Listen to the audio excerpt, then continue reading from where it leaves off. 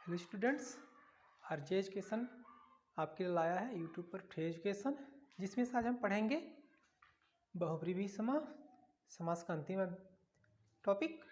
इसके पहले हम आप लोग को तत्पुरुष समास, अव्ययीभाव समास, द्वंद्व समास, द्विगु समास, कर्मधारय समास, सभी समासों को हमने पहले वाले वीडियो में हमने बता दिया था।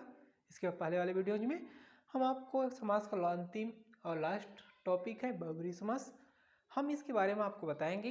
पर बहुब्रीहि समास क्या है, इसकी पहचान कैसे है, इसके पद कैसे हैं, इसकी पहचान हम किस प्रकार करते हैं, किस प्रकार से कर सकते हैं कि ये हमारा बहुब्रीहि समास है। चलिए आज हम देखते हैं कि बहुब्रीहि समास की पहचान क्या होती है। ठीक है, तो ध्यान देंगे, जिस समस्त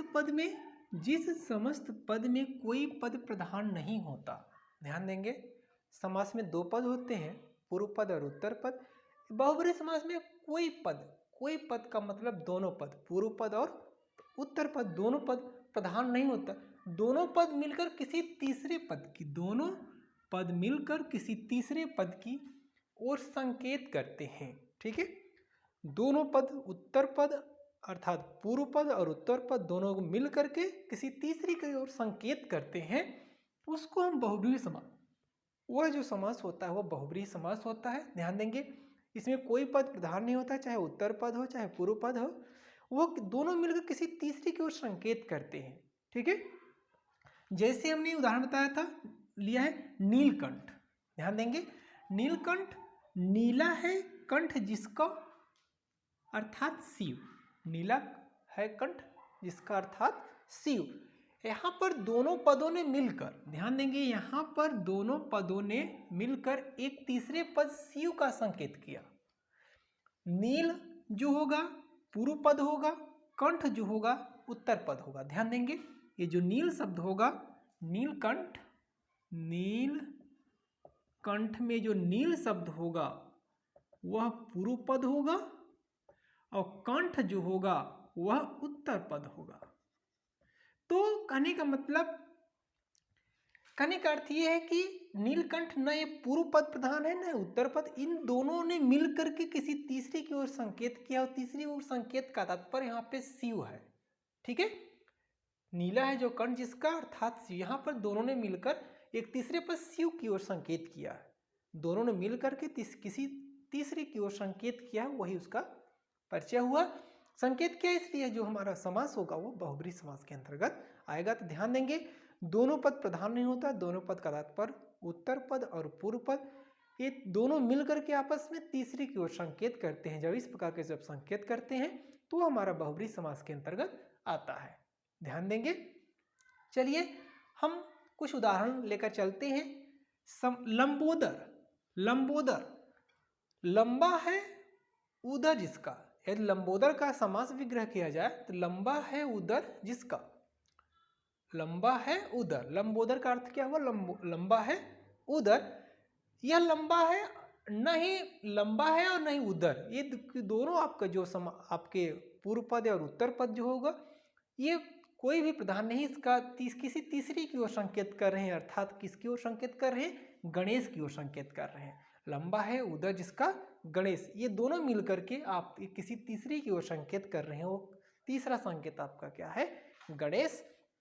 उसी प्रकार दशानन है, 10 आनन, 10 है आनन जिसके, आनन का शीश होता है, आनन का अर्थ 10 है आनन, रावण के 10 शीश थे। तो इसमें जो 10 और आनन, 10 और आनन, इन दोनों कोई इसमें से पद प्रधान नहीं है, चाहे पूर्व पद हो या उत्तर पद। 10 आपका जो होगा पूर्व पद होगा और आनंद जो होगा उत्तर पद होगा। ये दोनों मिलकर के किसी तीसरी की ओर संकेत कर रहे हैं। तीसरी की ओर संकेत करने का तात्पर्य हमारा रावण है।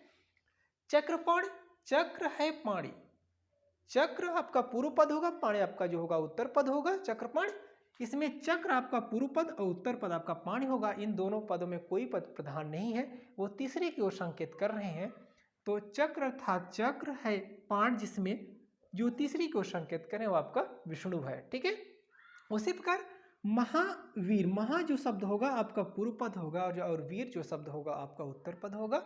तो महान है वीर, जो ये महान जो शब्द आपका है वो महावीर का यह हनुमान की ओर संकेत कर रहा है। दोनों पद, पूर्व पद और उत्तर पद मिल करके किसी तीसरे की ओर पद का विचार कर रहे हैं, चाहे वो पूर्व पद का हो चाहे उत्तर पद, इन दोनों पदों में कोई भी पद प्रधान नहीं है। तो महा जो आपका होगा वह पूर्व पद हो गया और वीर जो शब्द होगा आपका उत्तर पद होगा। ये दोनों मिलकर के आपस में किसी तीसरे की ओर संकेत कर रहे हैं, तीसरे की ओर संकेत करने का तात्पर्य हमारा हनुमान होगा। ठीक है, अगला उदाहरण है चतुर्भुज। चत और भुज, जो हमारा चत शब्द आपका होगा वह पूर्व पद होगा और जो भुज शब्द होगा आपका उत्तर पद होगा। इन दोनों पदों में कोई भी पद प्रधान नहीं है। चार है जो भुजाएं, ये चार और भुजाएं दोनों मिल करके किसी तीसरे की ओर संकेत कर रही हैं। ठीक है, वो किसका संकेत है? विष्णु की ओर। चार भुजाएं, जिनकी भुजाएं का मतलब भुजा होता है, वह विष्णु की ओर संकेत कर रही हैं। ये दोनों पद, पूर्व पद और उत्तर पद, दोनों मिलकर के वो विष्णु की ओर संकेत कर रही हैं। अगला है प्रधानमंत्री। प्रधानमंत्रियों में प्रधान है, ध्यान देंगे जो प्रधान शब्द होगा वह आपका पूर्व पद होगा और मंत्री जो शब्द होगा आपका उत्तर पद होगा। तो प्रधान और मंत्री दोनों पद में से कोई भी पद प्रधान नहीं है, वो किसी तीसरे की ओर संकेत कर रहा है। तीसरा शब्द है हमारा प्रधानमंत्री, जैसे मंत्रियों में प्रधान है जो प्रधानमंत्री कहलाता है।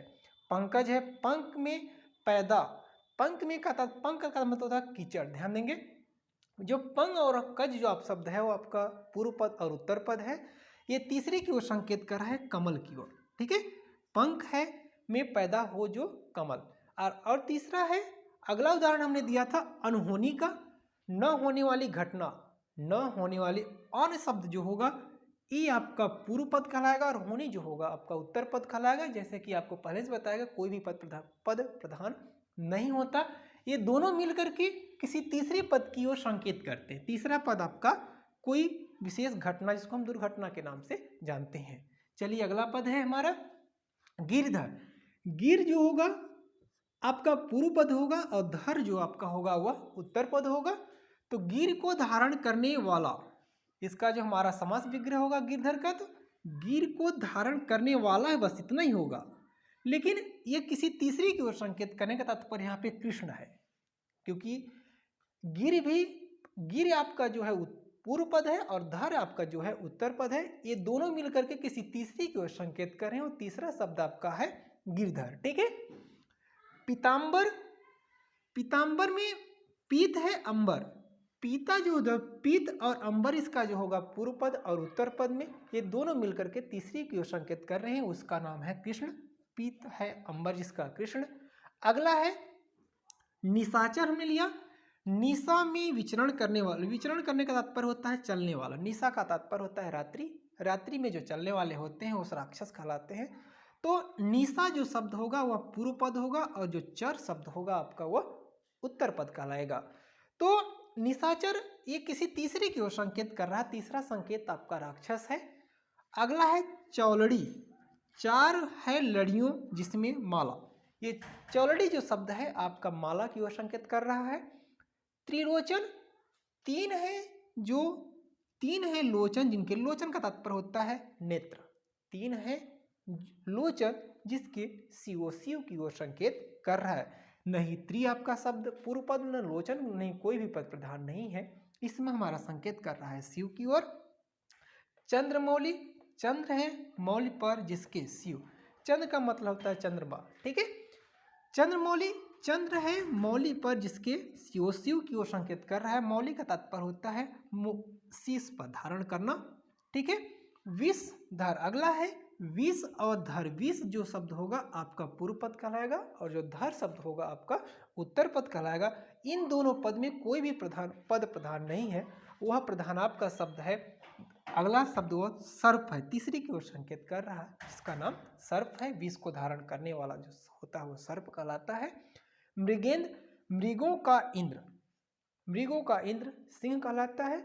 मृगों का इंद्र जो है इन दोनों का, मृगेंद्र में जो आपका मृगों का इंद्र है वो तीसरे शब्द को तीसरी की ओर संकेत करने वाला सिंह है।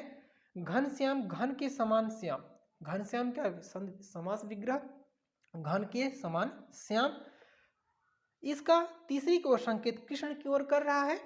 मृत्युंजय, मृत्यु को जीतने वाला, जो मृत्यु को जीतने वाला हो तीसरा संकेत कर रहा है शंकर। इसी प्रकार से हम बहुब्रीहि समास के पहचान कर सकते हैं। ध्यान देंगे बहुब्रीहि समास में कोई भी पद प्रधान नहीं होता, चाहे वो पूर्व पद हो या उत्तर पद हो, इनमें से कोई भी पद प्रधान नहीं होता। इसका प्रधान होता है दोनों मिल करके आपके किसी तीसरे पद की विशेषता बनाता है। ऐसे शब्दों को हम बहुब्रीहि समास के अंतर्गत मानते हैं। ठीक है, अब हम चलते हैं। इसी प्रकार आप समास का आज का टॉपिक समाप्त हुआ, समाप्त बहुब्रीहि समास।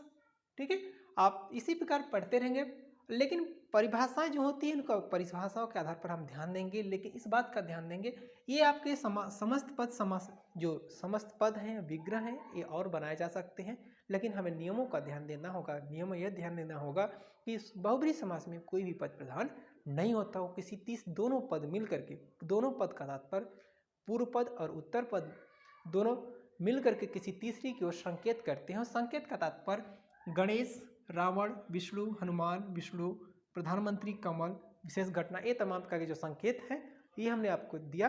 ठीक है, इसी प्रकार आप इस वीडियो को लाइक, शेयर और सब्सक्राइब करें। धन्यवाद।